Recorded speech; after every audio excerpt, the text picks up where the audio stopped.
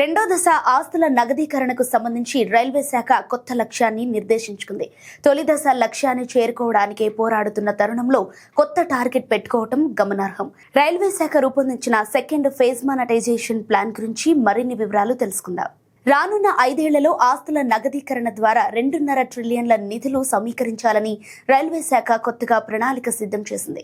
National monetisation pipe line 2.0లో భాగంగా ఈ plan ready చేసింది. గతంలో నగదీకరణ ద్వారా 1.5 ట్రిలియన్లకు పైగా ఫండ్ రైజ్ చేయాలనే గోల్ పెట్టుకుని దాని తర్వాత 1 ట్రిలియన్ కి తగ్గించే నేపథ్యంలో ఇప్పుడు 2.5 ట్రిలియన్ల టార్గెట్ పెట్టుకోవటం చెప్పుకోదగ్గ విషయం. అయితే ఈసారి ఎక్కువగా పబ్లిక్ ప్రైవేట్ పార్ట్నర్షిప్లపై ఆధారపడాలని నిర్ణయించుకుంది. ఇందులో భాగంగా Gatishakti, cargo terminals, station redevelopment, commercial development పై ఫోకస్ పెట్టనుంది. ముఖ్యంగా కోల్కతా, ఢిల్లీ వంటి నగరాల్లోని అత్యధిక విలువ కలిగిన భూములను అభివృద్ధి చేయబోతోంది. దీర్ఘకాలిక ప్రైవేట్ భాగస్వామ్యాన్ని ఆకర్షించడంతో పాటు స్థిరమైన ఆదాయ మార్గాలను నిర్ధారించడం ఈ బహుళ ఆస్తి విధానం ఉద్దేశమని అధికారులు తెలిపారు.